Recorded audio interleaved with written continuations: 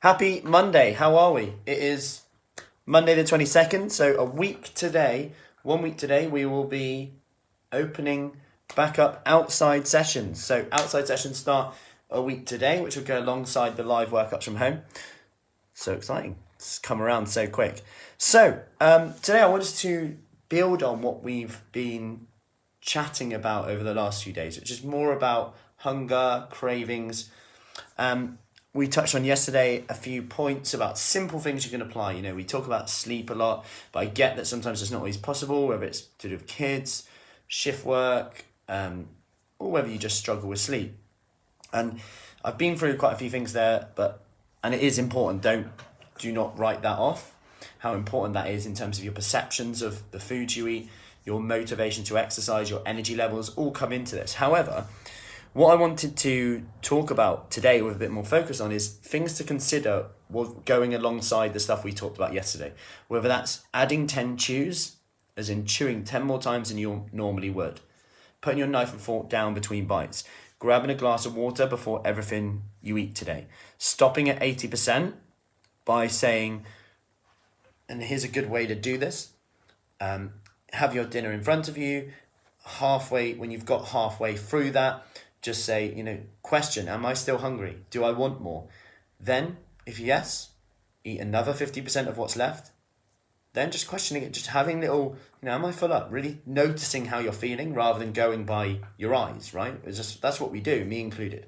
So what I wanted to touch on here, though, was cravings, hunger, and things to consider in and around this whilst we are maybe trying to make changes to lose weight, post-lockdown, etc. Maybe we're doing a few different things to help us lose any weight that we've gained or increase our fitness. So when you're making any changes, we have to consider that your goal might be here. You might have started here, you might be working to there. You should be happy with how far you've come, but at the same time, you need to consider that because you've deviated from your norm here, your body was quite happy here, and you went and rocked the boat, so well done you. Now your body's going, hang on, we were quite nice there. So even though you're not at your goal, we're going to make this a bit harder for you. Your hunger hormones might start coming on a bit more. You might start feeling a bit hungrier than normal. You might start fidgeting less, like things like that start to come into it. These sound really minor, but we might then not bother going for that walk. We might get someone else to walk the dog. We might not walk so far. All these things start to come into play, and I talk about marginal gains a lot, the power of small changes. These could be, if we're not tracking these could be small changes that are then impacting our results. Okay, and the reason that happens is because our body likes to fight where we are, and it likes to stay the same unless you keep pushing it. This mode is quite flexible. We have a kind of settling point rather than a set point. So if we can keep it going for long enough, our body then goes, okay, this is the new norm. The exact time is difficult to say. However, what we know is increasing protein intake and maybe more consistent feedings. If you struggle with cravings and maybe urges to more like comfort eat, binge eat, whether that's craving sweet food, chocolate, processed foods, crisps, sometimes it can be, morning Paula, sometimes it can be linked with like not eating as much nutritious food as we should be. But sometimes it can actually be just because we've been depriving ourselves, or because we are just a little bit hungry and we're letting ourselves, and this is only really relevant if you get urges to comfort eat or binge. The problem is if you let yourself get too hungry and those foods are then around you, you throw in stress, this is where it's an issue. So if you're in that boat, I want to add on to what I've discussed over the last few days, because I want to suggest that you actually work a bit to the clock, which is contradictory to what I would say to a lot of people, and people say, like, listen to your body. But the problem is if you get hungry and you're stressed at work and then there's food around, you're then just fighting your body's natural urge to just eat. And then you've got processed, palatable, delicious, tasty, salty, sweet, creamy, crunchy, delicious, I think I said that, food in front of you, just screaming at you. And then it's a game of willpower, and when stress is high, when we're tired, we know our prefrontal cortex is out of whack, and then we struggle to do that. So, morning Joss, give me a hello if you're coming in. Let me know if you're watching on replay. So what I would suggest here is that you actually go by clock and don't actually let yourself get too hungry. Morning Debbie. So by doing that, if you have them urges, then just make sure that you've got something planned in. Maybe even say, right, I have a higher protein breakfast here. I have a protein set there. And actually you might think, oh yeah, but that's eating too much food.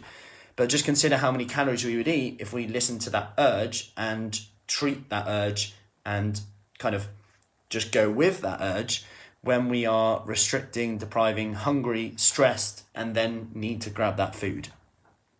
Okay, so just consider what happens and how many calories you would technically eat then, and I would swap them out to get your body into a better rhythm of being fed with highly nutritious foods, giving your body what it needs, one, which can then curb hunger, fiber, protein, hydration, water.